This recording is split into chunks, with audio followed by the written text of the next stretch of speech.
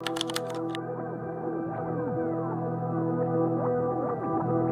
you ever chased success so hard only to wake up one day feeling strangely empty, like something crucial was missing? You're not alone. Today, we'll uncover the surprising truth about why reaching the top sometimes leaves you feeling hollow, and why stepping back might be the bravest, most fulfilling decision you'll ever make. This isn't about giving up on ambition. It's about reclaiming your life from endless competition, anxiety, and burnout. Stick around to the end of this video. You'll discover what real success feels like when you finally stop running. If this resonates, please consider subscribing to the channel. Your support means the world and helps us keep delivering thoughtful, honest stories about what truly matters. Pause for a second and ask yourself the following question. Are you genuinely chasing success? Or are you unconsciously trying to prove that you are not a failure? This might seem like a subtle distinction, but it changes everything once you begin to examine it deeply. In today's world, the notion of success has shifted from being a quiet, inner journey of personal growth into a public performance meant to dazzle an audience. Instead of celebrating the intrinsic reward of alignment with our own values, we often find ourselves layering our achievements with flashy filters, captivating taglines, and practiced humble brags that reveal just how far we've drifted from authenticity. This transformation is no small matter. It signifies a cultural pivot where success is something we feel compelled to broadcast rather than embody. Observe your social media feeds, and you might see how this spectacle engulfs everything in its path. One can hardly scroll through a series of posts without encountering someone flaunting a meteoric rise in income, an exotic travel itinerary, or an unrelenting productivity regimen. You see the 25-year-old millionaire who has seemingly cracked the code to effortless abundance, the digital nomad sipping cocktails on remote beaches while working from a laptop, or the self-professed productivity guru who wakes at dawn, plunges into ice baths, fits in multiple meditative sessions, and manages to oversee several successful startups, all before the average person has brewed their morning coffee. These glimpses can be entertaining or even inspirational, but beneath them lies a pressure that seeps into our daily lives. Are we keeping up? Are we falling behind? Has our success narrative measured up to these curated standards, when success looks like private jets, luxury timepieces, extravagant masterminds with $10,000 price tags, and polished social media profiles? It's easy to feel inferior if your life lacks these outward signs. We're told that everyone is living the dream, perpetually crushing their goals and enjoying multiple revenue streams that promise financial independence at a young age. Yet, in private, many of us sense a profound dissonance. If so many people are allegedly winning, why does it feel like so many are losing? Why do escalating rates of burnout, anxiety, and depression suggest that these winning streaks are not as fulfilling as portrayed? It's particularly sobering to learn that a major study in the United States recently found that nearly half of high-income earners, those making over $100,000 a year, professed a lack of meaning in their lives. These individuals had presumably checked every box they pursued. The degrees climbed corporate ladders, purchased homes, raised families, and cultivated impressive resumes. Yet when they reach the proverbial apex, a hollowness greets them. The story society sold them, that wealth, recognition, and external validation would yield deep fulfillment, turns out to be tenuous at best, leading to that haunting realization. Maybe none of this is enough. This realization often creeps in quietly, sometimes late at night, sometimes during commutes, and sometimes in fleeting moments where the masks slip and one wonders, is this all there is? Our modern culture, enamored with outward glamour, seldom invites an honest conversation about this emptiness. Instead, it encourages us to hustle harder to chase an ever-receding horizon. And so the chase becomes endless, a treadmill whose pace only quickens, leaving us winded and wondering why the finish line never comes into view. This restlessness stems from a critical truth. Modern success has become a moving target. You might accomplish a particular milestone. Maybe it's a new job title, a certain salary figure, or a coveted luxury item, only to discover that the social narrative has already shifted. Once you get the car, you're told you should have the bigger house. Once you earn 6 figures, 7 is within your grasp. So why aren't you there yet? Once you've achieved an aesthetically pleasing physique, the next frontier becomes turning your personal brand into a profitable enterprise. The pattern is insidiously predictable. Keep running, keep upgrading, keep believing that you can never pause because the race never ceases. Imagine pouring water into a cup riddled with a small hole. No matter how much you pour, the water level recedes, urging you to keep filling it to reach that elusive full mark. This phenomenon is by cultural design. When success is sold to us as something that requires perpetual updating, it ceaselessly props up consumerism and comparison. We continue buying new products, enrolling in more mastermind classes, and contorting ourselves to keep the momentum. Our life transforms into a scoreboard, measuring everything: our wealth, our achievements, our social following, our physique, and beyond, until performance becomes the dominant lens through which we view existence. And yet the darker side to all this is how unaware many of us remain while caught in the cycle. We feel the stress, the pressure, and the ongoing sense of insufficiency, but rarely do we question the system causing it. We might justify the grind by claiming we are doing it for our families, securing legacies, or living our dreams. But beneath that surface, the more primal motive resides an unrelenting need for approval. Perhaps it is the hope of hearing someone say, "Wow, look at all you've done," or the subtle high we get when others express envy at our achievements. The trouble is, like any drug, that high is transient. It's not long before we find ourselves needing another fix, a bigger rush, a more dramatic applause. Think of the ache you might feel scrolling through social media where others post pictures of expensive vacations, new cars, or laudable accolades. Often it's less about admiration and more about a creeping sense of inadequacy. The accompanying shame can whisper, "I should be doing more, I should be further by now, or I should have accomplished X or Y." This vicious loop masquerading as ambition is in truth insecurity operating in stealth mode. And so we run faster, hoping we can outrun that insecurity by piling on more achievements, little realizing that every new victory might only deepen our reliance on external praise for a sense of self-worth. Ultimately, the chase does not resolve our inner conflict. It exacerbates it. By making success our measuring rod for personal value, we sever ourselves from the deeper truths of who we are. Rather than building an authentic sense of self grounded in intrinsic values, we tether our identity to an insatiable scoreboard.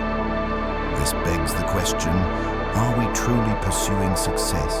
Or are we fleeing the dread of failing in the eyes of society, friends, or even ourselves?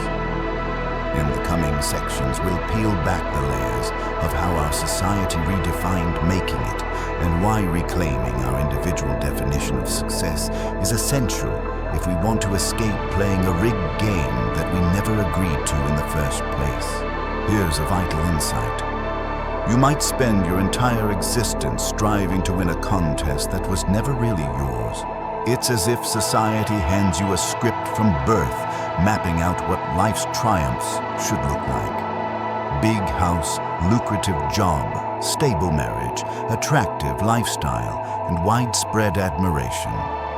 Although each of us receives a slightly different variation on this script, the gist remains consistent. If you accumulate the right credentials and markers of success, you'll be revered by the crowd. Yet as we see from the countless examples of people at the so-called top who remain profoundly unfulfilled, something is amiss in this formula. Gone are the days when success was more intimately aligned with individual ethics or personal values. Historically, success might have meant living in accordance with moral principles, building a legacy worthy of quiet respect, or devoting oneself to meaningful pursuits, even if no one else was watching.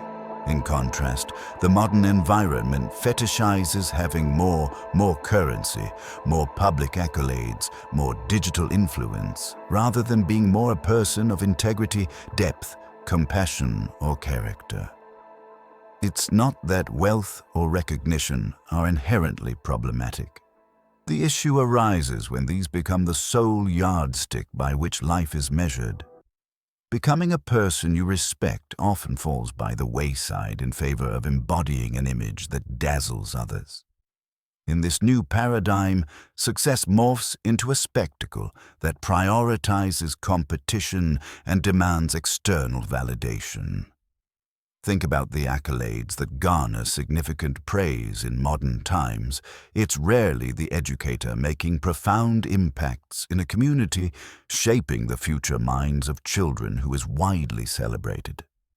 Instead, it's the influencer or celebrity who masterfully grows a personal brand. Or consider how seldomly we glorify the quietly committed father who invests daily time and emotional presence in his child's life. In the conventional success narrative, he's overshadowed by entrepreneurs whose dramatic displays of wealth become proof of conquest. The subtext is clear.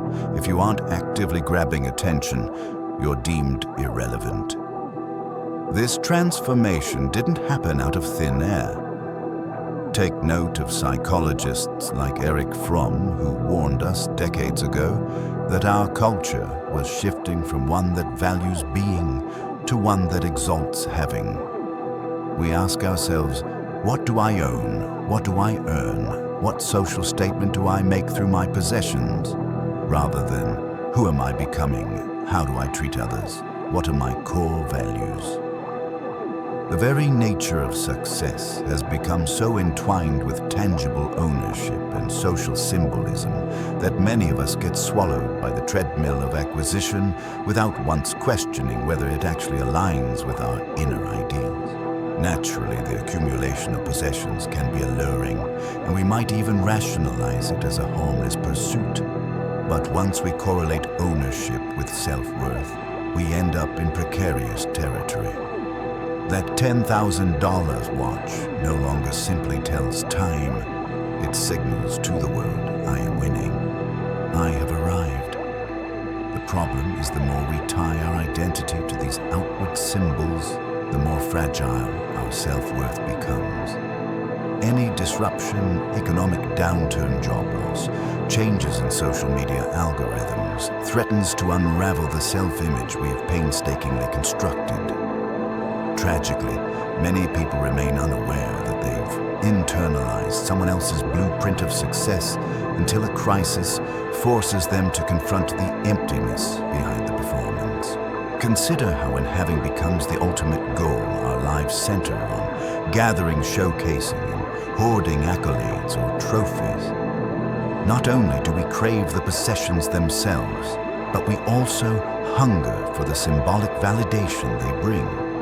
The luxurious car or exclusive membership no longer serves a practical function.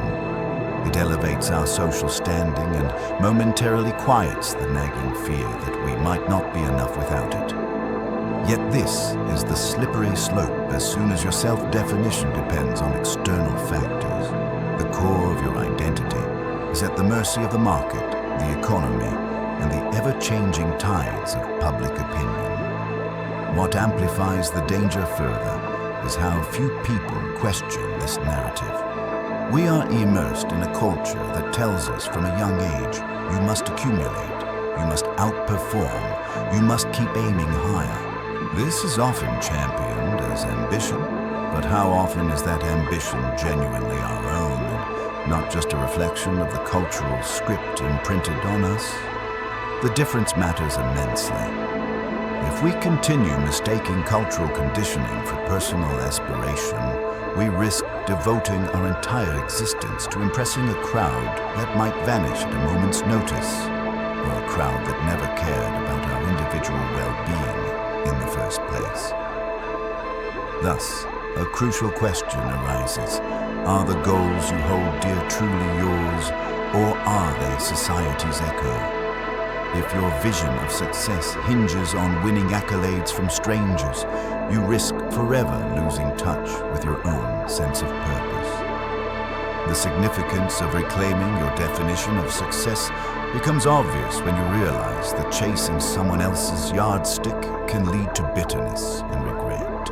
You might secure the bigger house, the brand-name wardrobe, or a certain level of status, only to wake one day and discover that none of it resonates with who you are beneath all the layers of expectation. Indeed, the modern chase for success often devolves into a race to outshine rather than a journey to fulfill our deeper potential. The more we strive to stand out in a crowded arena, the more we ironically become identical to all the other aspirants who are similarly chasing grandiose markers. Underneath the variety of social media reels and glossy magazine covers, there is a homogeneity of the same old storyline: gather more display, more, and prove your worth by overshadowing others. So when you find yourself exhausted or quietly uneasy, even if you've reached certain milestones, it's an indication that you are not broken, but are simply awakening to the emptiness at the core of an externally driven life. Consider the possibility that success might not be something to prove at all. Perhaps it is more about living in accordance with your personal values, nurturing integrity, or fostering meaningful relationships that enrich your existence from the inside out. If you sense that something about the standard success script doesn't align with your deeper self, you're not alone. Many people are realizing there's a hidden price tag attached to the relentless pursuit of performance-based worth. Before we unravel that cost further, it's important to recognize the primal fear propelling so much of the chase, the fear of being deemed a failure. One of the most insidious aspects of chasing success for the sake of validation is its unseen toll on our self-concept. The spotlight of modern success tends to gloss over the emotional and psychological burdens that come along with dogged ambition. Stress, anxiety, and sleep deprivation are obvious concerns, but there's a subtler wound that cuts deeper: a loss of genuine identity. When you aim to achieve, in order to confirm that you are enough, each accomplishment transitions from something that might bring joy to something that merely relieves tension for a fleeting moment, only to set a higher bar of expectation immediately afterward. Psychoanalyst Carl Jung used the term persona to describe the masks we wear to navigate social realities. This persona is not inherently deceitful. It is a functional tool allowing us to interact smoothly in various environments. The dilemma arises when the persona becomes a fortress, a polished and idealized version of ourselves that we present to the world at all times. The more we fortify this socially approved mask with external markers of success, the further we stray from our authentic selves. On the surface, we might appear to thrive, accumulating credentials, accolades, and social approval. Deep down, though, we recognize it is all a facade. In such scenarios, even if you secure a coveted title, a luxury car, or an impressive bank balance, you can sense the inner disconnect. You feel like an actor caught in a perpetual performance. With each new achievement, that hollowness resurfaces. prompting yet another frantic search for the next milestone. The hunger intensifies, not because you genuinely need more wealth or recognition, but because you're attempting to silence a nagging emptiness that arises from living a life unanchored in genuine self-awareness. Consequently, you may find yourself doubling down on your efforts. Perhaps I need to reinvent my personal brand. Maybe if I work harder or delve into new business ventures, I'll fill the void. Yet the issue is rarely the scale of your ambition. It's the inherent flaw in the assumption that accomplishment alone can fill an existential void. If your initial achievements didn't bring the lasting fulfillment you craved, it's unlikely that ramping them up will do the trick. This is not to discount the pleasure and pride that can come from hitting a worthwhile target. Rather, it's a call to examine why you are pursuing these targets in the first place. When your sense of self is tethered to metrics, be it income follower accounts or accolades, your self-esteem transforms into a delicate house of cards. A single shift, a missed promotion, a fluctuation in market demand, or even a misstep in personal branding can collapse the structure. People in this predicament often fall into overdrive, giving up nights, weekends, and genuine personal interests to keep that self-esteem buoyed by accomplishments. They might bury the internal whisper that dares to question, is this who I really am? Because they fear acknowledging it could unravel the entire facade. Ironically, the deeper voice within the one questioning the authenticity of these pursuits is the harbinger of truth.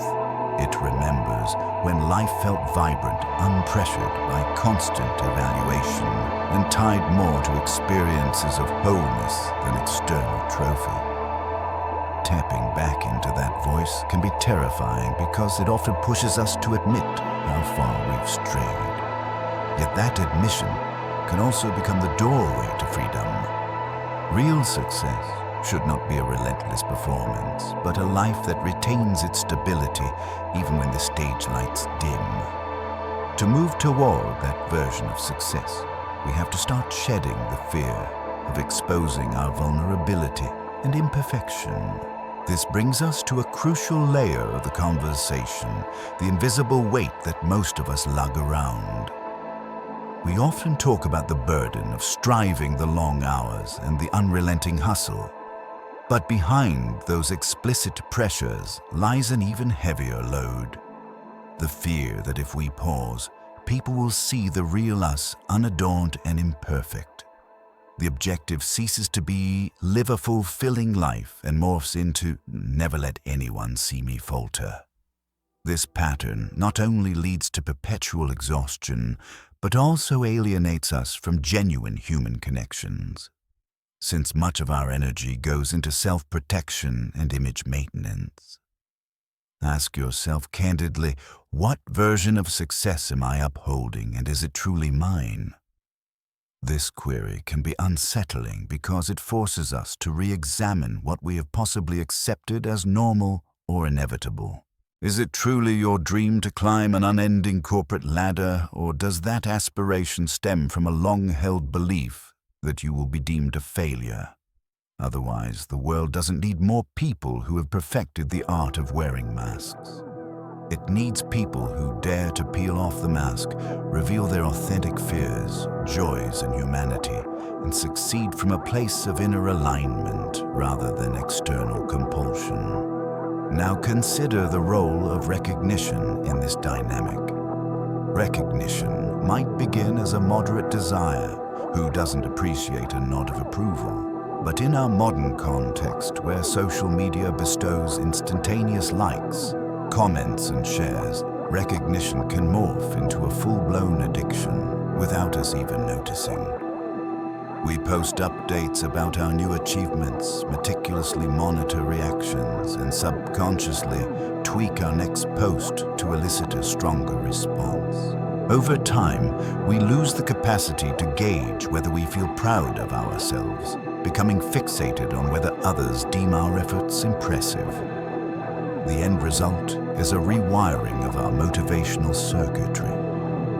Instead of choosing goals that align with inner convictions, we select them based on their potential for external applause. We stop asking ourselves if our pursuits bring deep satisfaction or contribute meaningfully to our lives. Instead, we wonder how many likes or shares an achievement might garner. This unending quest for external affirmation hollows us out, leaving us anxious, resentful, and perpetually unsatisfied. The paradox is that no amount of external praise can ever permanently assuage insecurity. There's always another horizon, a bigger success story, a new influencer overshadowing our spotlight, or a freshly minted prodigy who outshines us. Schopenhauer observed that human beings are often compelled by a kind of blind will, forever yearning for what we lack and scarcely appreciating what we already have. This is particularly relevant in the digital age, where achievements are quickly normalized and the next rung of the ladder beckons relentlessly. The more we feed this treadmill, the more it accelerates. Recognition ceases to be a reward for meaningful work. It mutates into the centerpiece of our existence. We adapt our behaviors to feed the crowd, losing touch with which parts of our identity are genuine. The saddest part is that many of us remain oblivious to our predicament, convinced we are simply hustling for a better future. Yet, if the real impetus is fear of not being good enough without applause, then every accomplishment becomes ephemeral. The moment the crowd's gaze shifts elsewhere, we're left grappling with a stark question. Is this success actually mine, or just the reflection of my terror at being overlooked? The puzzle becomes even more intricate when we dissect how our society propagates the myth of endless climbing. We're taught from a young age to view success as ascending a mountain. You start at the base, work your way up, and eventually reach a pinnacle marked by prestige and prosperity. But what if that entire framework is misleading? What if genuine success has little to do with scaling heights and far more to do with knowing when to stop climbing? Envision success as a pause, the moment you realize you no longer need to keep proving your worth to yourself or to others. It could be a place of deep contentment where you feel whole, not because you possess everything, but because you no longer crave more. This conception of success turns the mainstream perspective on its head. Instead of being loud, ostentatious, and always in motion, success might be quiet, unwavering, and self-sufficient. The challenge, of course, is that our culture extols busyness as a virtue. We are suspicious of those who step away from the race as if they've surrendered or lost their ambition. Yet in reality, it may require a deeper form of courage to opt out of perpetual hustle. You might have encountered people who exude a serene confidence, a sense that they do not require applause to validate their choices.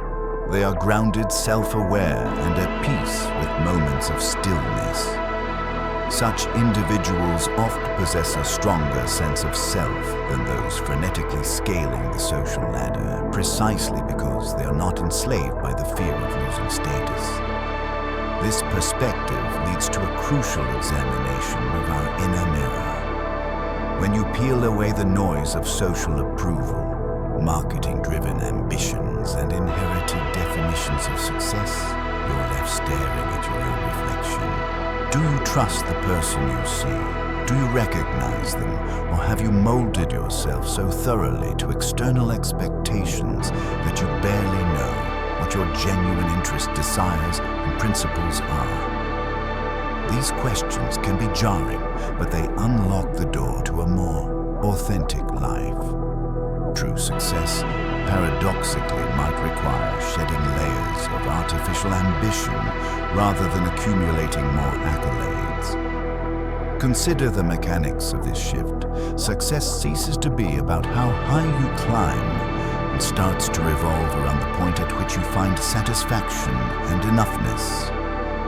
Instead of gauging triumph by comparing it to someone else's achievements, you begin to measure it based on your personal alignment, joy, and values. It's not a matter of, I've reached the highest vantage, but I've reached a vantage that resonates deeply with me, and I'm free from the compulsion to keep proving myself. Lest this sound like a call to laziness or mediocrity, remember that the difference is subtle, yet profound.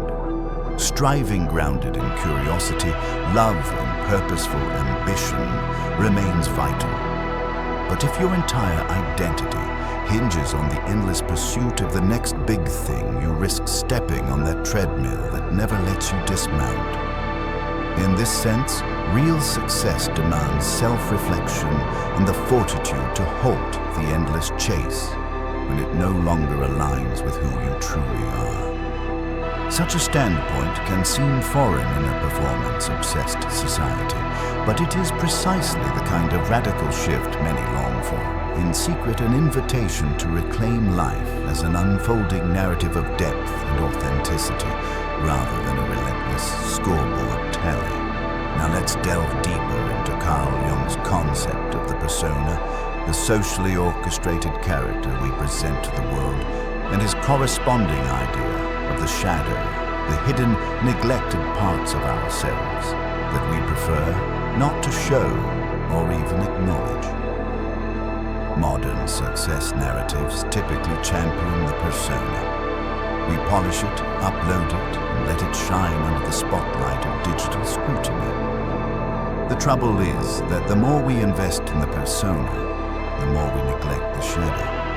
We become so preoccupied with performing that we fail to integrate the vulnerabilities, doubts, and insecurities that make us fully human. This split between the polished exterior and the repressed interior can create a potent inattention. The persona might accomplish remarkable feats, earning advanced degrees, securing significant promotions, or amassing thousands of online followers, yet the shadow remains unaddressed. The more we renounce our shadow, the more it can sabotage our happiness in subtle and perplexing ways. Instead of understanding that authentic wholeness involves acknowledging our flaws and uncertainties, we double down on outward perfection. The result is often a deep sense of isolation, even in moments of public success, because our persona feels unattainable and unsustainable. Jung's insight is that genuine transformation arises not by fleeing the shadow, but by encountering and integrating it. When we confront the aspects of ourselves we've labeled as unworthy or unprofitable, something extraordinary can happen. We realize these hidden elements often hold the keys to creativity, self-acceptance, and a richer emotional life. Far from dragging us down the shadow can illuminate deeper parts of our personality that have been suppressed by the constant performance of success. Many individuals discover this the hard way. Picture the story of a man who invests years, even decades, crafting an impeccable resume and presenting an enviable life complete with lofty credentials and a robust salary. Outwardly, people praise his accomplishments, reinforcing the idea that he has made it. Yet he returns home, feeling disconnected, sensing that his achievements are hollow because they are not aligned with his deeper passions or sense of identity. One day, he steps away quietly, no catastrophic meltdown, just a decisive pivot.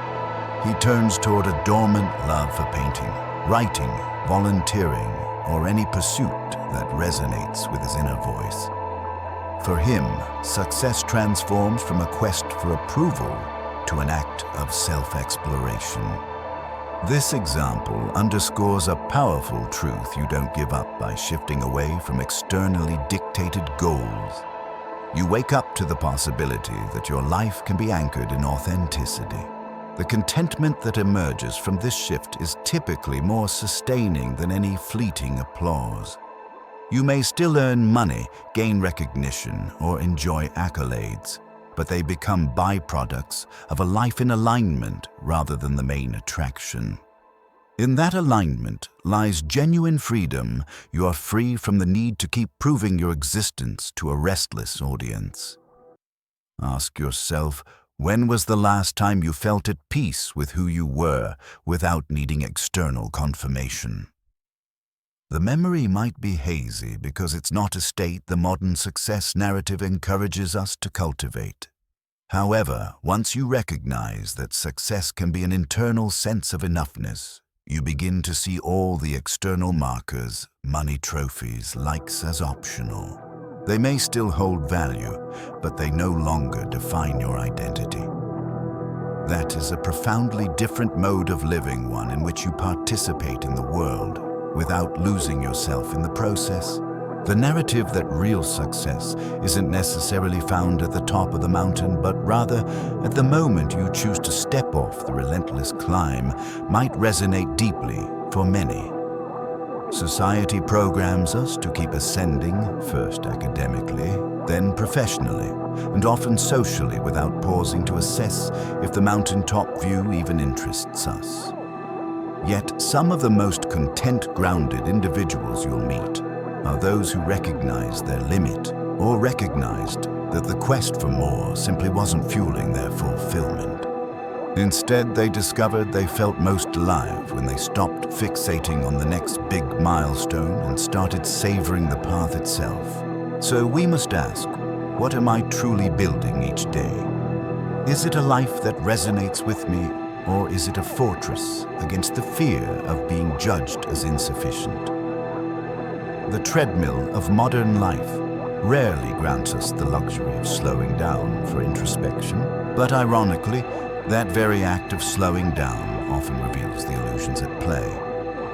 We come to see that if we are dependent on success to feel valuable, always needing the next triumph, the next applause, then on some level, we've never truly believed in our intrinsic worth. That quiet dread might whisper, well, if I'm not succeeding by society's standards, who am I? This gnawing sense of emptiness is not a design flaw in us, but rather a logical outcome of a society that equates human value with achievements. If we only feel relieved or valid when we rack up new accomplishments, we're not truly driven by purpose. We're driven by the relief of escaping failure. While the external world often applauds this brand of relentless ambition, it's ultimately draining. Even when you triumph, you remain caged by the anxiety of maintaining your position. Indeed, that gilded cage can look appealing, money, status, nice things, but it's still a cage.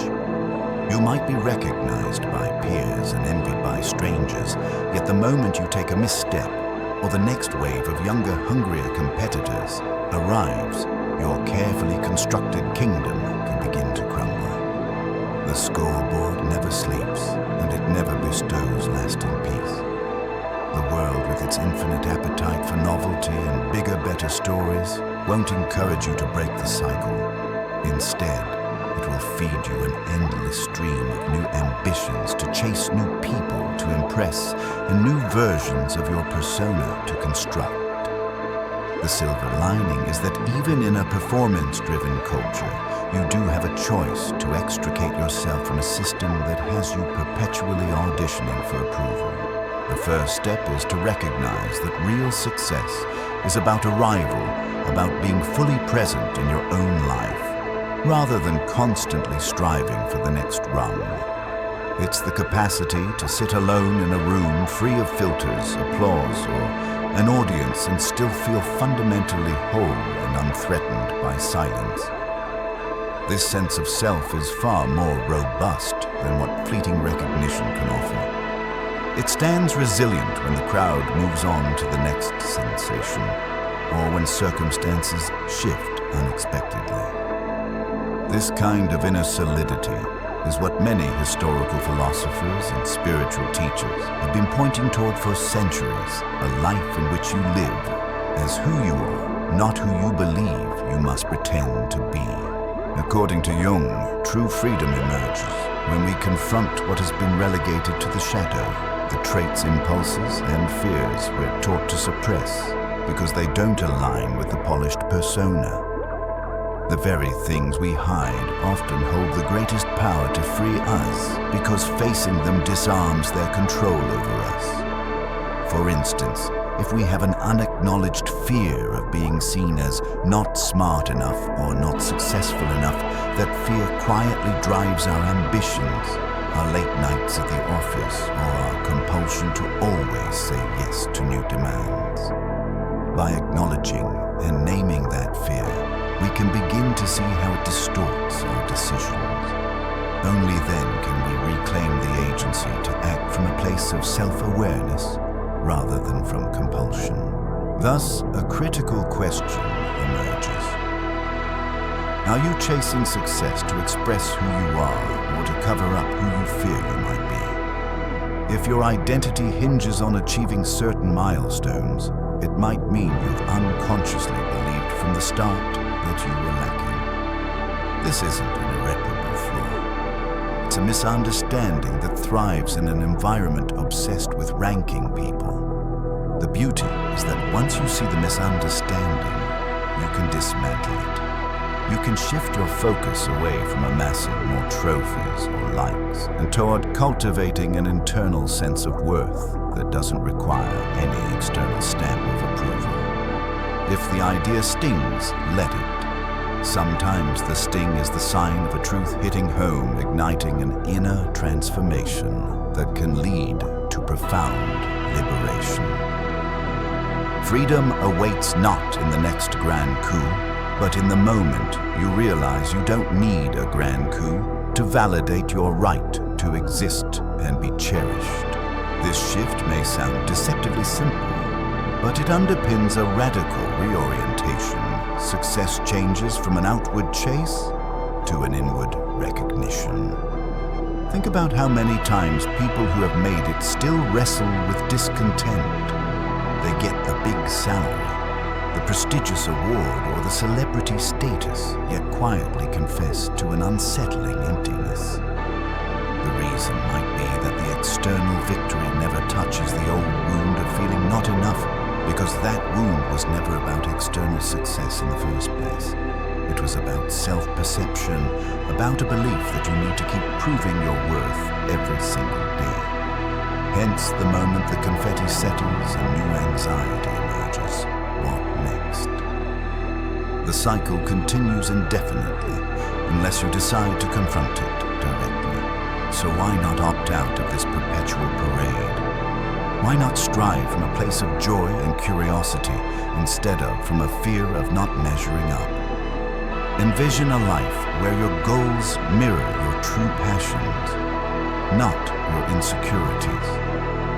Where you engage deeply with your pursuits because you're inherently excited by them rather than enslaved to them as a means of validation. This doesn't negate ambition. It merely roots ambition in authenticity. The result is often a more stable, long-lasting sense of fulfillment, one that doesn't crumble when external conditions fluctuate. The process of liberation starts with a moment of clarity, acknowledging the role of fear in your drive, acknowledging that part of you is exhausted by the chase, acknowledging that the road society has mapped out as only one possible path. If your heart resonates with the sentiment that you already matter right here, right now, then that resonance is your cue to begin peeling away the layers of performance and reorient toward a success defined by who you genuinely are. The journey may be winding, but at least it will be truly yours. Transitioning from a life dominated by external validation to one centered on intrinsic worth can feel like stepping onto unfamiliar terrain. We have to recognize the roots of why so many of us equate success with unrelenting achievement. Part of the reason is structural, from childhood educational systems reward academic excellence and frown upon risk-taking that might lower grades. Media glorifies celebrity wealth and images of perfection. Family narratives often emphasize the stable, respectable career, reinforcing the idea that we must never falter in the pursuit of making something of ourselves. This background sets the stage for the script that says, Your job in life is to excel, outdo the competition, and accumulate markers that confirm your worth. On a psychological level, this conditioning can run deep. Many of us carry recollections of parental praise that came primarily when we achieved something spectacular, linking love with performance. Conversely, we might have received harsh judgment or teasing when we failed, compounding our fear of ever being seen as not enough. As adults, we replicate these childhood coping strategies on a larger scale. Each new promotion or success might echo the feeling of parental approval, momentarily soothing old insecurities. Yet the effect is fleeting, for the insecurities remain unaddressed. Instead of a permanent resolution, we get a temporary high that leads us to crave the next dose. We look to society to grant us gold stars, just as a child might look to a parent for a pat on the back. Meanwhile, the adult self inside yearns for a deeper sense of security and belonging that no external success can permanently supply. Layering onto this psychological dimension is the economic engine that thrives on our insecurities. Advertisements proclaim that if we buy this product, take that course, or join some expensive mastermind, we'll finally reach the next level. The unspoken promise is that once we have achieved certain extrinsic markers, luxury goods, an adored social media presence, an exclusive circle of connections, our sense of self will be complete. In reality, consumer culture depends on our dissatisfaction. If we were genuinely content, the engine of perpetual consumption might slow down. In the swirl of these influences, upbringing, media bombardment, peer comparison, many people lose sight of their authentic aspirations. What might once have been a natural curiosity about learning, creating, or contributing to a community mutates into a relentless race. We churn out accomplishments as if each is a rung on a never-ending ladder, forgetting that we could step off at any time. After all, society rarely hands out applause for contentment or spiritual well-being. Far more praise goes to grandiose achievements. This does not mean success is evil or that ambition is inherently flawed. Instead, we must see how our definitions of success have been shaped by a multifaceted system that profits from our anxiety and longing. Once we see that we can rewrite the script, we start by questioning each goal. Is this truly my aspiration, or is it an inheritance from someone else's expectations? We can begin to anchor our desires in self-awareness and authenticity rather than in fear of failure or the gravitational pull of socially engineered norms. This reorientation is not always comfortable. Shedding any deeply ingrained narrative can feel disorienting. Yet it's a necessary discomfort if we want to break free from the template that trains us to measure our worth by how well we outshine others. It's here that deeper philosophical and spiritual traditions offer invaluable perspectives. Whether we explore Buddhism's emphasis on non-attachment, Christianity's call for humility, Sufism's pursuit of inner love, or secular humanist philosophies that stress authenticity, we find a consistent theme. Real fulfillment arises from an internal wellspring, not from piling up trophies. These wisdom streams remind us that an overly externalized view of success can eclipse what truly nourishes our souls, our relationships, creative expression, moral integrity, and sense of purpose. Additionally, psychologists like Erich Fromm, Abraham Maslow, and Carl Rogers have alluded to the difference between having and being. When our sense of self hinges on what we possess, status possessions or accolades, we unwittingly turn ourselves into products in a marketplace. We become transactional beings, always looking for the next thing or the next big achievement to validate our identity. Conversely, if we root our sense of self in being fostering qualities like empathy, curiosity, resilience, and kindness, we discover a kind of success not easily undone by external upheavals. These deeper philosophical and spiritual viewpoints pose a counter-narrative to the performance-obsessed culture. They suggest that while achievements can be meaningful, they become corrosive when they form the bedrock of our self-worth. Even historical religious texts hint at the dangers of serving two masters. If your primary devotion is to external applause, you risk drifting from any inner, moral, or spiritual compass. We might profess certain spiritual or ethical beliefs, yet how often do we see these overshadowed by the raw pursuit of more clients, more digital exposure, more money in the bank? Another dimension to consider is how technology amplifies the pressure. Social media platforms, while offering connection and opportunity, also act as powerful mirrors reflecting curated images of success back at us. The cycles of likes, shares, and comments can become addictive, especially if we're already uncertain about our worth. Instead of using these platforms as tools for collaboration or genuine expression, we begin to treat them as the ultimate arbiters of our significance. Breaking free from this dynamic often demands a conscious recalibration. We must step back and ask, are my digital engagements fueling my growth and connection, or are they merely feeding my insecurities?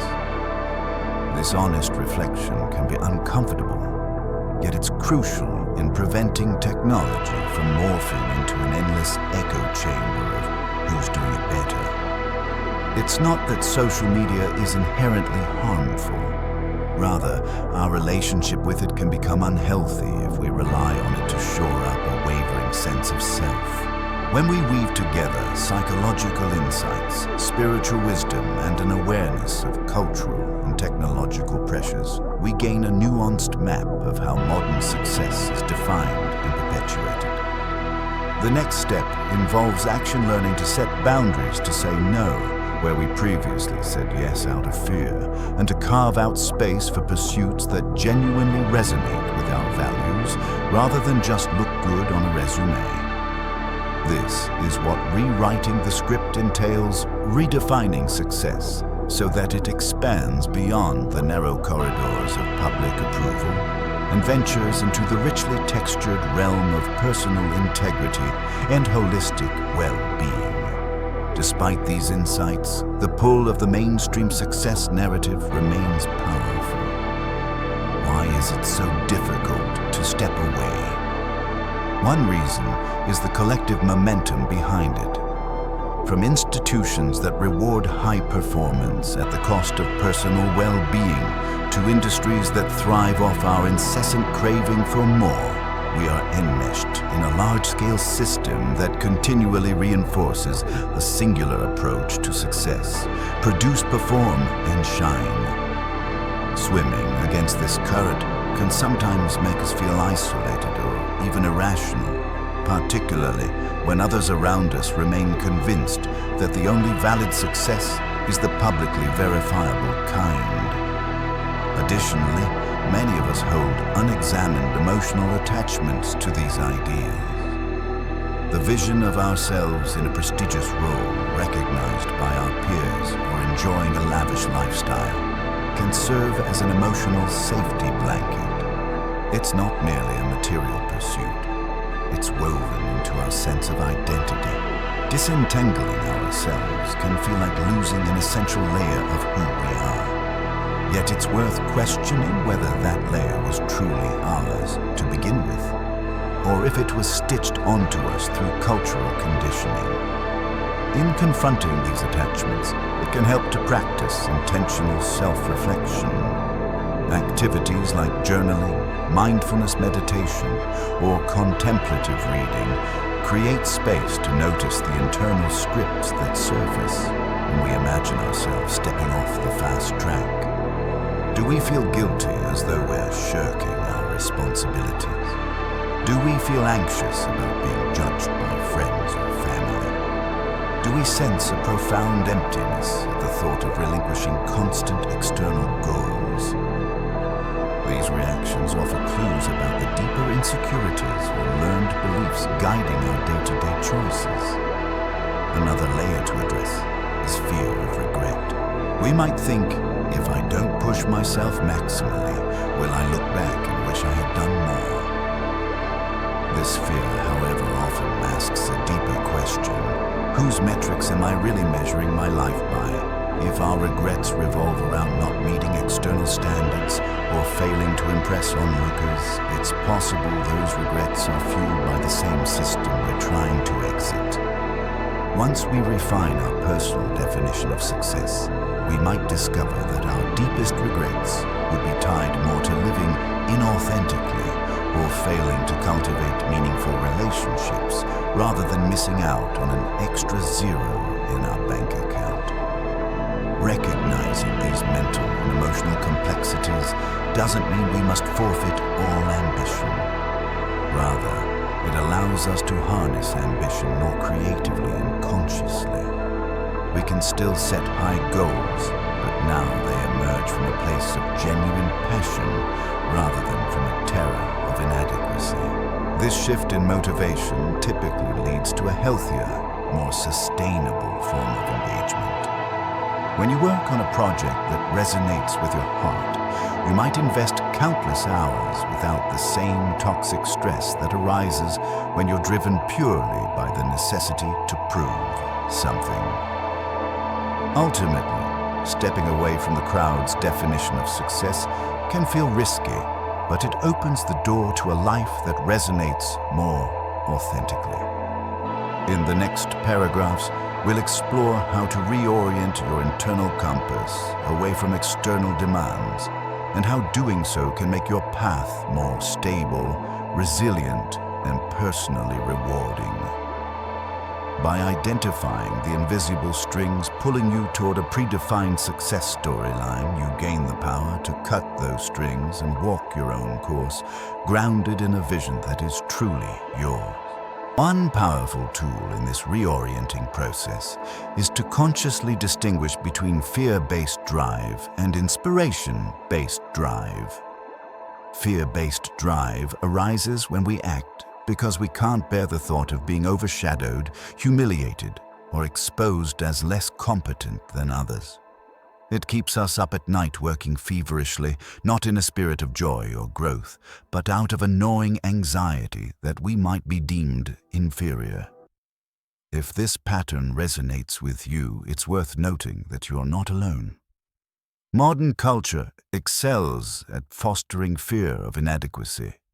Commercials, social platforms, and success gurus often lean on fear to sell solutions, framing our lives as a crisis that only the right product or method can resolve. On the other hand, inspiration-based drive emerges from an internal calling, a spark that makes you want to explore, create, or contribute. It doesn't vanish after a single setback, nor does it rely on the applause of an audience to keep going. Instead, it's self-sustaining, fueled by curiosity and passion. Certainly, you might still enjoy recognition or rewards, but these become secondary perks rather than the main objective. An artist, for instance, may paint because it resonates with their soul, not solely because they yearn for a profitable gallery showing. When you catch yourself feeling anxious about your progress or comparing yourself to others, pause and ask, am I motivated by fear or by genuine love for what I'm doing? Sotavo, the distinction might seem subtle, but the emotional consequences are profound. Fear-based striving is relentless and draining, often propelling us into exhaustion or burnout. Inspiration-based striving, while it can still be intense, tends to be more sustainable. It provides room for rest, reflection, and the acknowledgement that growth is a process. This approach naturally challenges the status quo, which valorizes hustle and glorifies suffering for the sake of success. In a fear-driven culture, Periods of rest, introspection, or leisure are often dismissed as weakness or laziness. Yet historically, some of the greatest innovators and thinkers, from Leonardo da Vinci to Nikola Tesla, valued rest and free exploration, finding breakthroughs during moments when they weren't actively producing. If you observe your own life, you might recall that some of your best ideas or epiphanies arose unexpectedly during a walk, a vacation, or even a quiet, meditative pause. Moreover, approaching success from inspiration rather than fear helps us disentangle personal growth from unhealthy comparison. Instead of forever scanning the horizon to see who has more money, more followers, or more prestige, we gradually redirect our focus to our own journey. It's not about ignoring healthy competition or the achievements of others, but about recognizing that someone else's path doesn't negate our own. When success is defined by alignment with your own values, someone else's triumph becomes less of a threat and more of a testament to the diversity of human capability. In the broader perspective, this shift is about reclaiming sovereignty over your life's narrative. You decide what success looks like, how you measure progress, and why a particular goal matters to you. No longer are you at the mercy of every societal wind that dictates you must buy more, do more, or be more. Freed from that external compulsion, you can pursue excellence with a sense of joy, channel your ambitions with creativity, and ironically, often achieve even greater feats. The key difference is that these accomplishments won't feel hollow because they're pursued for reasons that remain deeply personal and fulfilling. Building a life around intrinsic definitions of success also means acknowledging how recognition itself operates. We've established that recognition likes awards. Applause can be a potent drug, but we can move toward a more balanced view of recognition, seeing it as a pleasant bonus rather than our core source of identity. This calls for an honest audit of our emotional responses. The next time you receive praise or an influx of likes on social media, observe your internal reaction. Do you feel a surge of relief, as if you finally earned the right to exist comfortably in your own skin? Or do you feel a gentle, appreciative warmth that compliments but doesn't define your sense of self? Over time, practicing this kind of self-observation helps you recalibrate the weight you assign to external affirmations. Praise becomes something you can welcome without depending on it for your daily emotional climate. At the same time, criticism or lack of acknowledgement won't devastate you the way it might if your entire self-concept hung in the balance. You recognize that external feedback is simply information, not an ultimate verdict on your worth. This stance can free up immense mental and emotional energy. Instead of channeling your efforts into polishing your persona for the crowd, you can devote yourself to more meaningful pursuits, deepening your relationships, exploring creative outlets, or engaging with causes that resonate with your values. You might still enjoy accolades along the way, but they become secondary, lessening their power to dictate the ebb and flow of your self-esteem. Another result of this shift is an expanded capacity for authentic presence. When you're not perpetually fixated on the scoreboard of life, you can be truly present in each moment. Conversations become richer because you're less preoccupied with how you appear and more attentive to the person you're speaking with. Opportunities for collaboration flourish because you're not seeing everyone as a competitor for scarce accolades. Even leisure activities, reading a book, taking a walk, or enjoying a hobby become more pleasurable when freed from the question, how can I leverage this for success? This doesn't mean we abandon discipline or drive. On the contrary, discipline can thrive in an environment where our worth doesn't hinge on the end result. We can practice our craft, Whether it's coding, designing writing, or building a business from a place of curiosity and dedication rather than desperation. This approach often yields higher quality outcomes because our mental bandwidth isn't clogged with anxiety over external judgment. Intriguingly, many people who adopt this mindset find that they become more successful by conventional standards. Their work is fueled by passion and authenticity, attracting genuine supporters and collaborators. Their personal brand.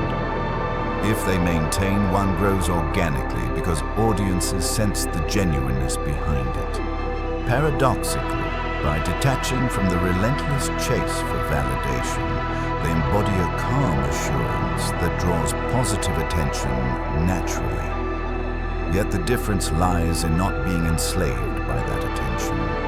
Should the limelight shift or fade, their sense of self remains intact, rooted in their values and internal fulfillment rather than in the applause of the crowd. Therefore, learning to hold recognition loosely is a pivotal element in cultivating a healthier definition of success. It demands self-awareness, resilience, and a willingness to let go of the narcotic rush that external praise offers. But in exchange, it provides an enduring sense of stability, a reconnection with personal agency, and an authentic presence that resonates through every layer of your life. You become the author of your destiny, no longer outsourcing your self-image to the fluctuating feedback of the world around you. At this point, it's useful to ask, what does success practically look like when self-defined? We can theorize about authenticity and internal worth all day, but how does it translate into real-world structures? One approach is to consider goals that are genuinely aligned with who you are. Instead of following every shiny opportunity, you learn to discern which ventures resonate with your values and which are fueled by an urge to impress. This could mean selecting projects or jobs that stimulate both your intellect and your sense of meaning, even if they don't offer the largest paycheck or the highest social status. Another dimension of practical application is how you structure your time. For some, success might mean having windows of unhurried creativity each morning, a space to write, paint, or reflect before the day's demands pile up. For others, it could involve setting firm boundaries around work hours, ensuring that family health and friendships receive adequate care. These choices might clash with the conventional script that says, always be available, always be hustling, but they reflect a deeper loyalty to personal well-being and relational harmony. Financially, self-defined success does not deny the importance of stability, but it reframes money as a tool rather than the ultimate goal. You might still aspire to a comfortable living, but the impetus is not merely to maximize your income. Instead, money becomes a means to enable experiences or support causes you deeply care about, rather than a symbol of dominance or validation. This shift often changes spending habits rather than accumulating status. Enhancing possessions, you invest in areas that foster genuine growth or happiness, like education, memorable travel experiences, or philanthropic endeavor. The workplace, too, transforms under a redefined success model. Instead of viewing colleagues as rival contestants on a grand stage, you begin to see them as potential allies or collaborators on a shared mission. This mindset fosters healthier team cultures where people can share ideas, acknowledge each other's contributions, and celebrate diverse accomplishments without succumbing to envy or relentless one-upmanship. Leaders who adopt this perspective often encourage a broader definition of progress, valuing mentorship, ethical behavior, and employee well-being alongside financial metrics. At home, relationships can become richer and more present. When you're not burdened by the perpetual requirement to prove yourself, you can show up wholeheartedly with family, friends, or a partner. You listen more and multitask less, no longer feeling like each conversation is cutting into your productivity time. Paradoxically, stepping away from hyperproductivity can deepen your emotional reserves, leaving you more replenished and capable when you do engage in your professional or creative pursuits. A self-defined success also leaves room for spontaneity and adaptation. Goals can evolve as you grow. Rather than chaining yourself to a rigid 5-year plan, you allow for shifts that reflect your evolving interests and insights. This approach might seem scattered to those enamored with linear progress, but it can be profoundly freeing. You remain open to unexpected opportunities and learning experiences, giving your life a fluidity that accommodates your ongoing development as a person. In all these ways, career choices, time management, financial perspective, workplace culture, and personal relationships, the difference is not a single radical move, but a continuous practice of aligning decisions with internal truths rather than external pressure. Over time, this alignment fosters a sense of coherence in your life. You don't feel as though you're wearing one mask at work and another at home. You carry a consistent set of values and priorities wherever you go. That coherence might well be the hallmark of a success that's built to endure because it doesn't crumble under the weight of shifting societal fads or the latest must-do hustle trend. In acknowledging these shifts, we come face to face with our cultural addiction to performance. We have used words like prison trap and treadmill to characterize the standard success narrative. These terms aren't mere hyperbole. They reflect the suffocating constraints placed on those who believe that performance is the only path to validation. Within such a framework, every moment is judged by whether it advances you toward winning, and any pause or detour is equated with losing. Tragically, this binary perspective overlooks the nuanced, multifaceted nature of human life, where rest, reflection, and redirection are critical components of growth. Yet, stepping out of this matrix involves discomfort. We might face social friction when we decline extra projects or choose a less prestigious role. Friends or relatives may question our choices or caution us about wasting potential. Some might even interpret our actions as a sign of complacency. However, the measure of our commitment to a self-defined success is whether we can endure these pressures without succumbing to them, whether we can remain anchored in our own sense of direction, even when outside voices clamor that we should do more, be more, earn more.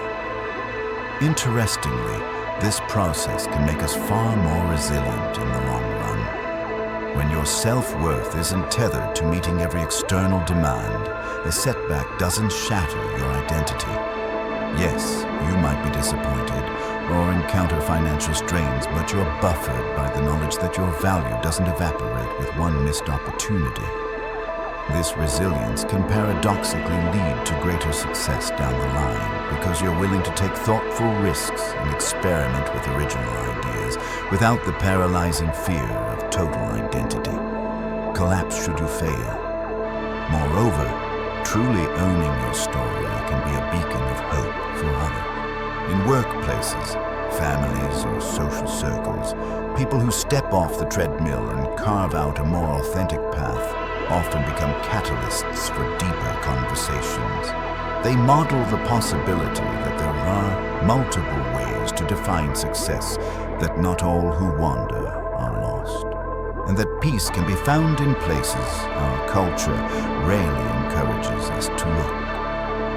Their presence alone can plant seeds of possibility in those still caught in the race. Meanwhile, it's crucial to underscore that leaving the treadmill does not equate to an aversion to excellence or an abdication of responsibilities. Rather, it's about selecting which responsibilities merit our loyalty. Do we blindly devote ourselves to a corporate job that drains us simply because it sounds prestigious? Or do we channel our expertise into a community project, a startup, or a creative endeavor that resonates with our core values, even if it lacks the glamour of the more conventional route?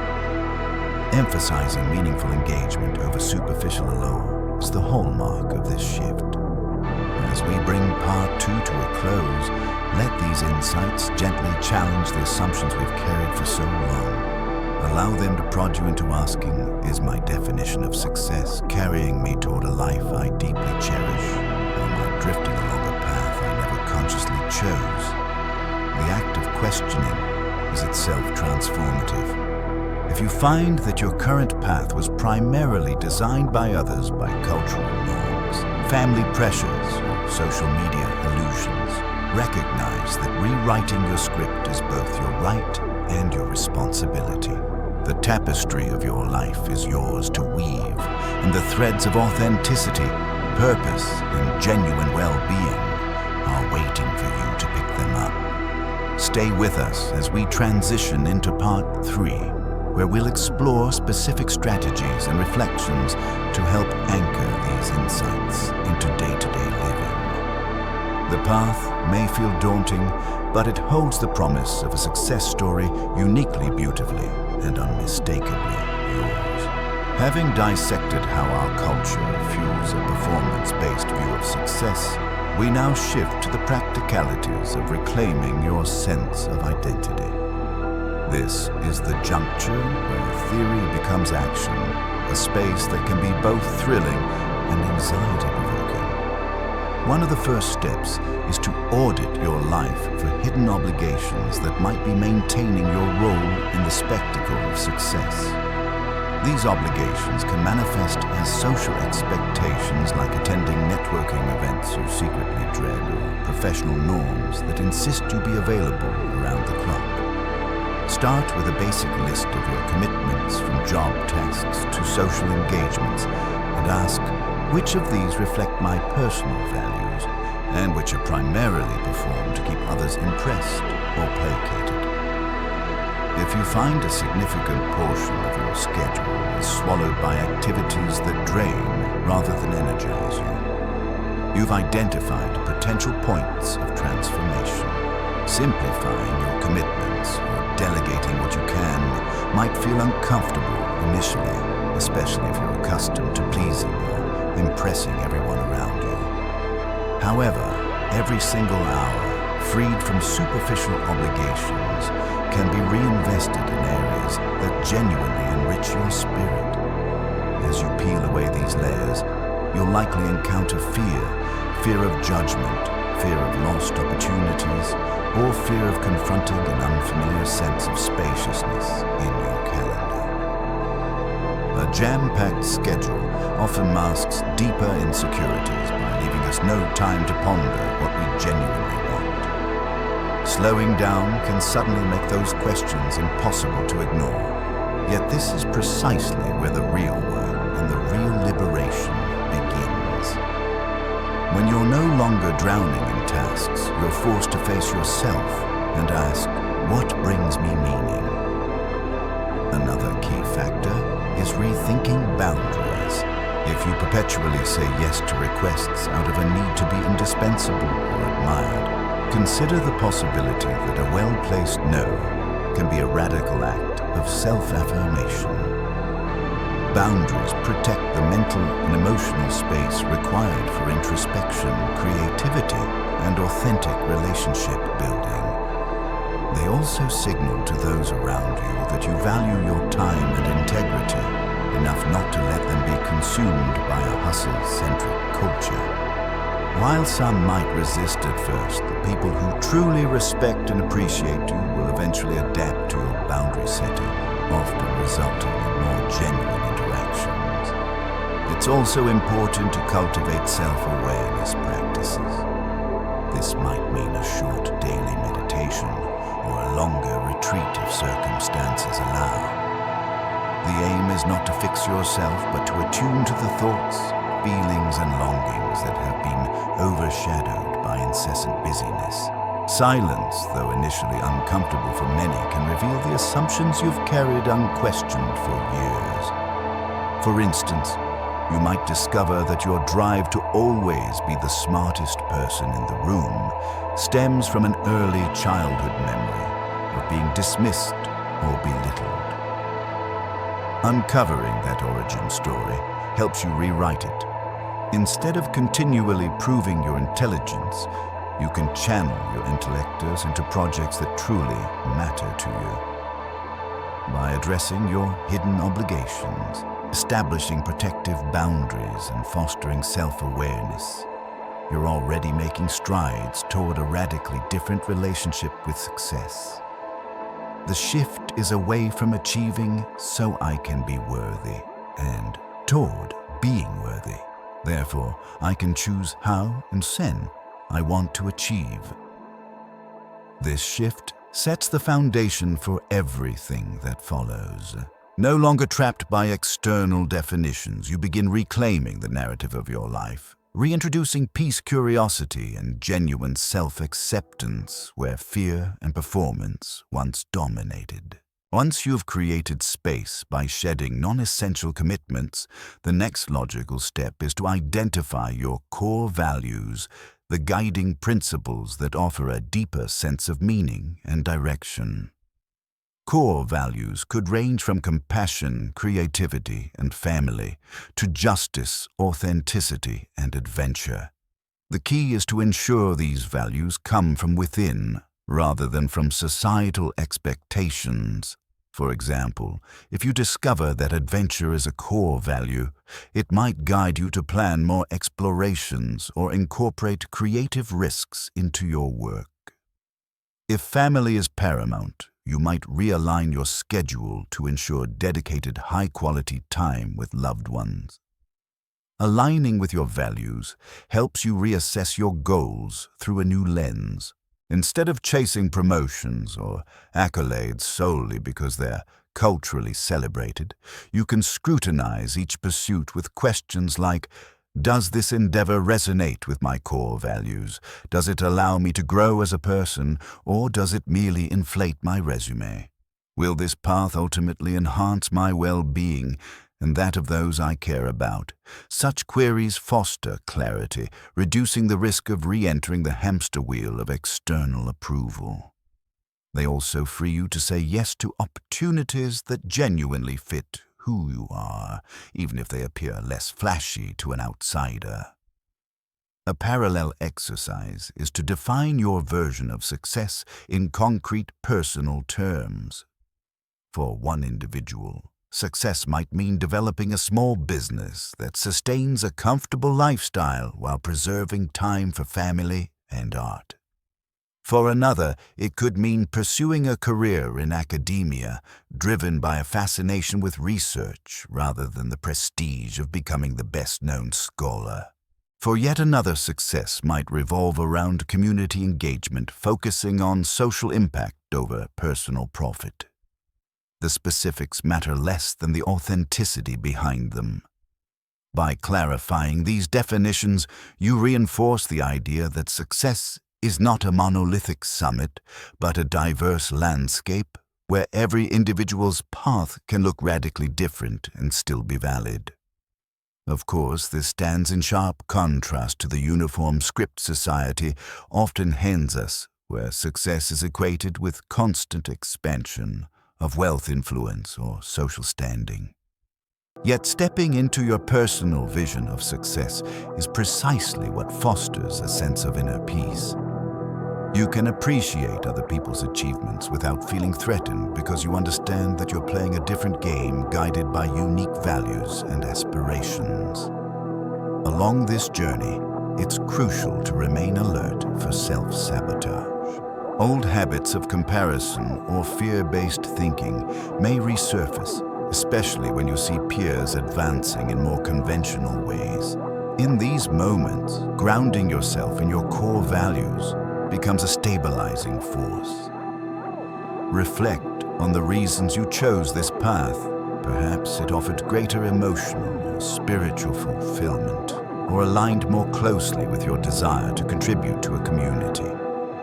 Remembering your why helps you fend off the pull of returning to a purely performance-driven mindset. Ultimately, clarifying values and reimagining success can feel akin to discovering an uncharted part of your psyche, both exhilarating and daunting. The key is to remain gentle with yourself. Real transformation often unfolds in fits and starts with moments of clarity, followed by doubts and regressions. In those uncertain phases, reaffirming your values can act like a compass, guiding you back toward decisions that reflect who you want to become.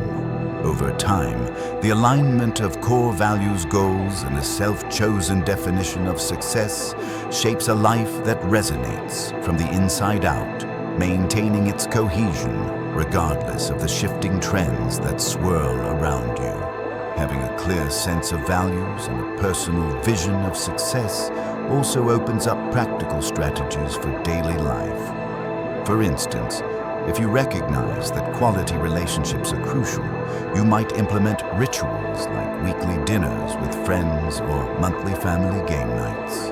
If creativity tops your priority list, you block off time for painting, writing, or any other creative passion, even if these activities don't directly tie into your career. Such rituals reinforce your commitment to a success paradigm that emphasizes fulfillment over mere productivity. Another strategy involves conscious goal setting, informed by an understanding of both your values and your authentic aspirations. Traditional goal frameworks like SMART, specific, measurable, achievable, relevant, and time-bound, can still be useful, but the difference lies in how you select which goals to pursue. Instead of adopting a goal because it looks impressive on paper, you ask if it feeds your sense of alignment. If not, you have permission to let it go without guilt. Strengthening emotional intelligence is also crucial. Emotional intelligence includes self-awareness, self-regulation, motivation, empathy, and social skills. These attributes become invaluable when forging a path that diverges from popular expectations. You learn to handle your own emotional triggers like anxiety or envy with greater equanimity. You develop empathy for others who may not understand your choices, and for those who might be stuck in the very hustle you're escaping. Socially, these skills allow you to navigate conversations about your new priorities without antagonism, framing them as personal decisions rather than judgments of others. Furthermore, mindful consumption of media, social platforms, and even advice becomes a protective measure. You might set limits on how frequently you check social feeds or carefully curate who you follow. The goal is not to isolate yourself, but to guard against the subtle infiltration of comparison-driven impulses. Similarly, you learn to be discerning about whose advice you trust.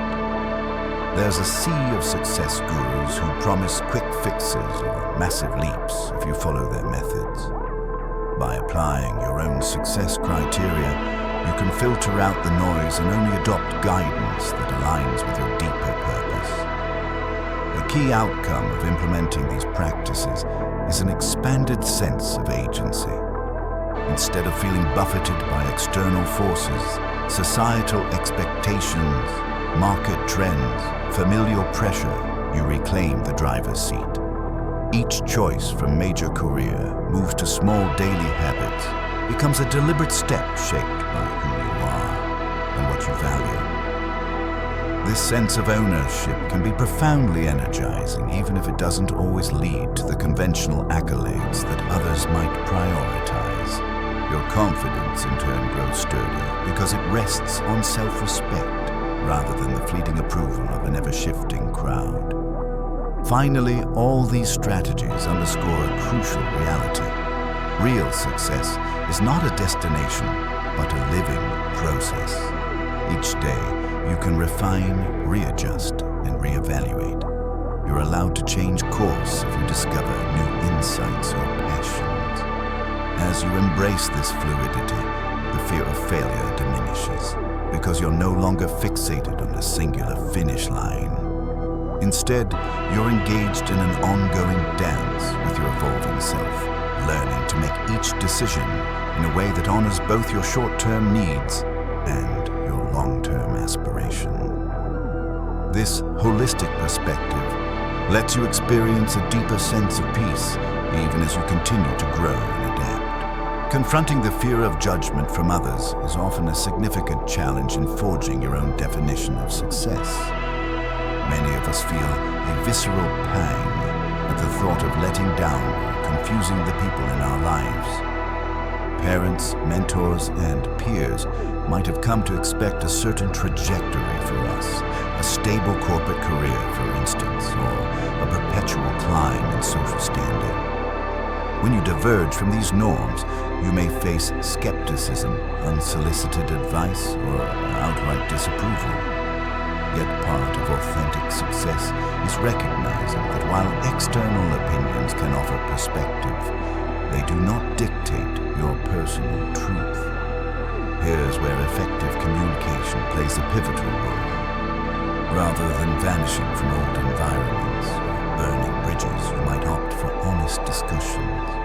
You could explain that you're recalibrating your priorities to align with deeper values, making it clear that this isn't about rejecting them, but about finding a path that resonates more intimately with your genuine self. Some individuals might never fully understand, and that's a reality we must accept. But others could over time become your fiercest supporters once they see the meaningful changes in your well-being and sense of fulfillment. In family dynamics, such conversations can be delicate. Parents who worked hard to see you achieve financial or social milestones might be confused or even hurt if you take a step off the typical success ladder. Nonetheless, an empathetic yet firm stance goes a long way.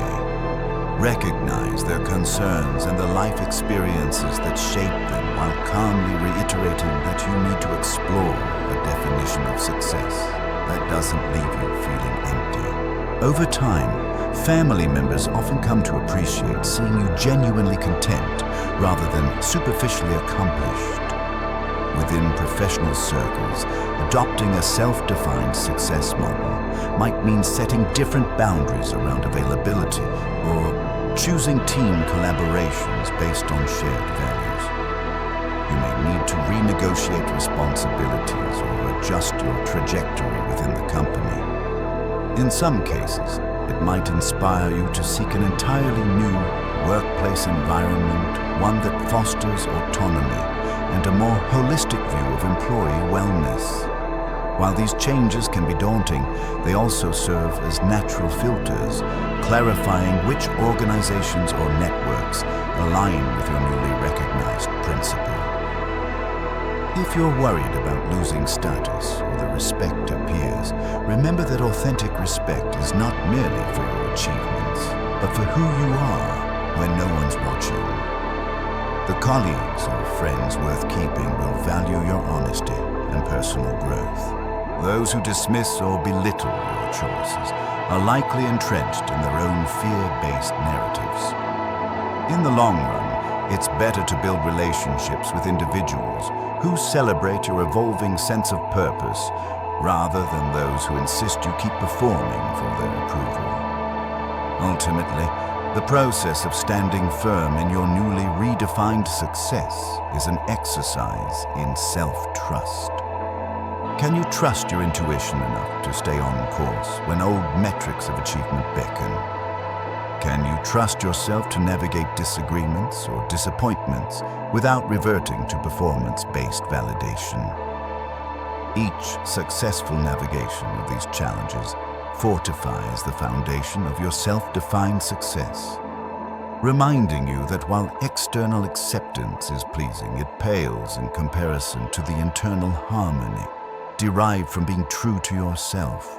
Another dimension to reclaiming your life from the clutches of performance culture is self-compassion, offering to yourself the same kindness and understanding you'd readily give a dear friend.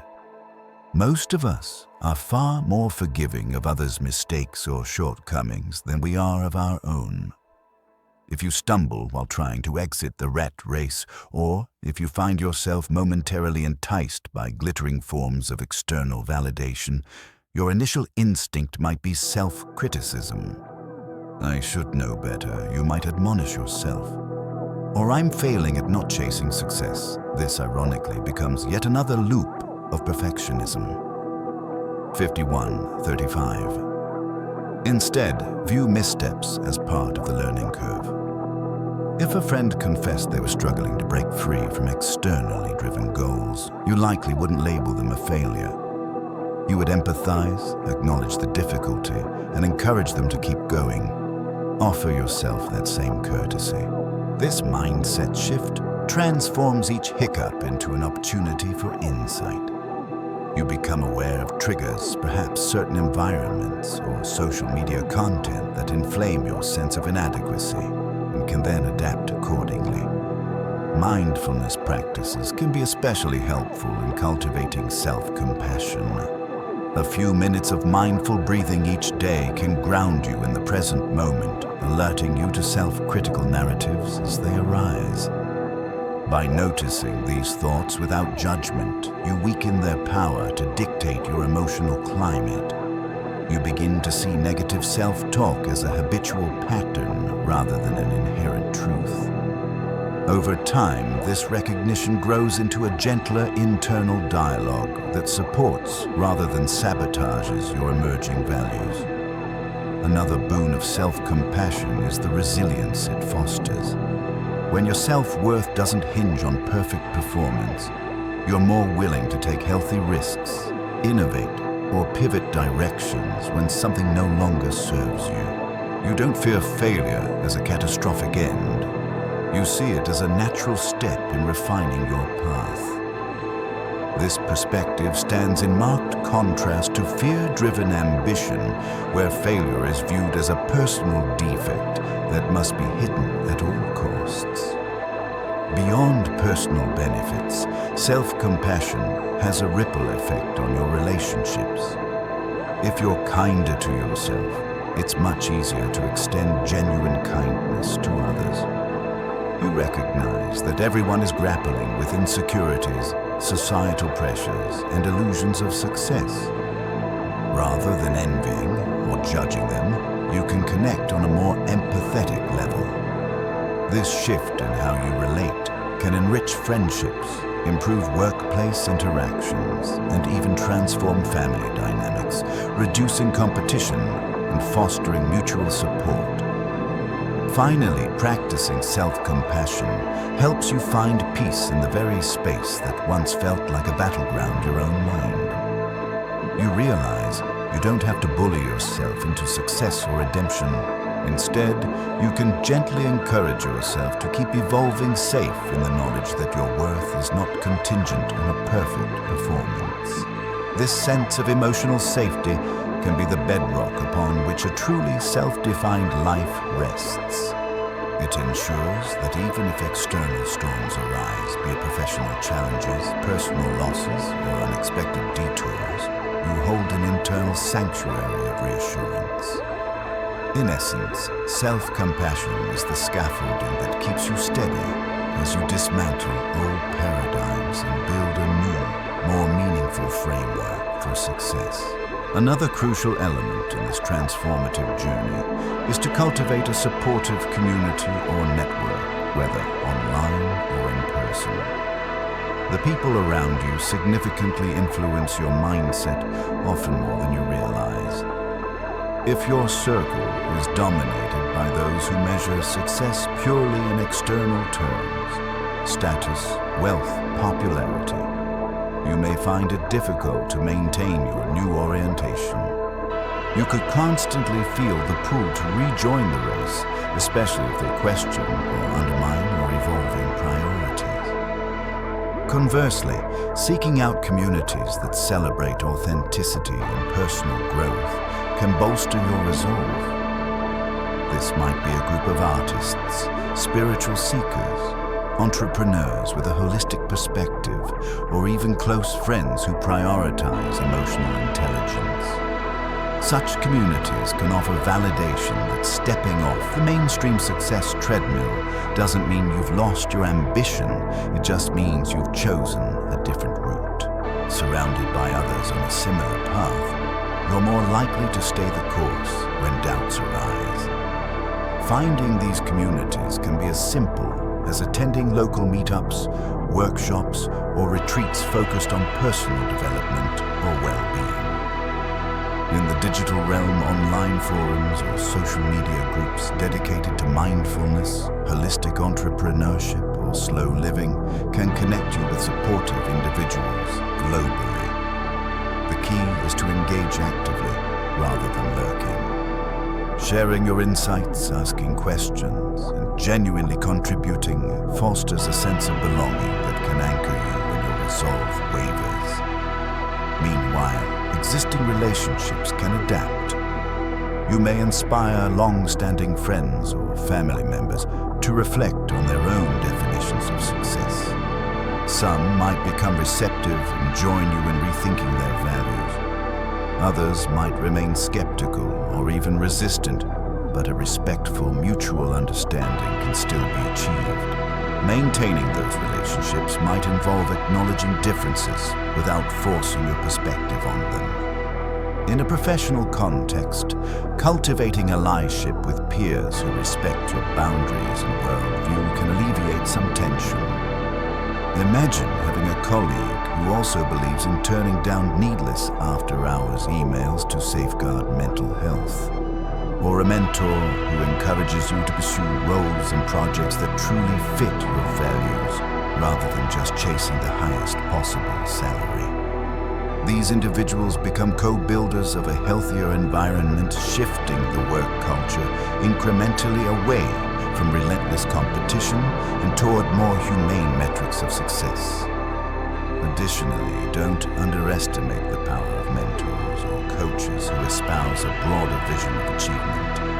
A guidance figure who recognizes the limits of performance-based validation can offer crucial advice, especially when you're facing crossroads. They can help you strategize career moves, develop new skills, and even hold you accountable for the boundaries and values you've committed to. Their experiential wisdom can provide a supportive scaffold for your own growth. By weaving a community around you, a tapestry of friends, peers, mentors, and like-minded individuals, you create a buffer against societal currents that might otherwise pull you back into old patterns. The synergy of shared insights and experiences nourishes your determination to define success on your own terms. Moreover, community strengthens resilience when one person stumbles. The collective is there to offer understanding suggestions or simply a listening ear. In turn, you get the chance to uplift others, reinforcing the mutual benefit of charting an alternative path. Such reciprocity further proves that stepping away from a hyper-competitive model doesn't doom you to isolation. It can guide you toward more genuine nurturing and growth-oriented connections. As we draw toward the conclusion of this extended exploration, it's vital to reflect on the long-term vision of a life lived beyond the constraints of performance-driven success. Picture yourself years from now, having consistently chosen to follow your inner compass. What might that look like? Perhaps you'll have a career that, while not necessarily leading to the highest salary in your field, provides you with a sense of purpose and the flexibility to tend to personal passions or familiar relationships. Maybe you'll live in a home that feels cozy and grounded rather than a palatial showcase that drains your resources for the sake of appearances. You might have fewer trophies, literal or metaphorical, but experience a deeper day-to-day contentment. Your creativity could flourish, not stifled by the fear of failure or overshadowed by perpetual hustle. Your relationships might also take on greater depth as friends and family, find you more present, patient, and genuinely engaged with their thoughts and emotions. In essence, a calmer, yet more profound, richness weaves through every aspect of your life. This long-term vision also encompasses how you handle life's inevitable challenges, health issues, economic downturns, personal losses. When your self-concept is anchored in who you are, rather than what you achieve, these hardships, though painful, won't necessarily unravel your sense of identity. You'll likely approach them with a grounded resilience. You understand that your worth isn't cancelled by hardship, and that adapting to new realities is part of the human condition.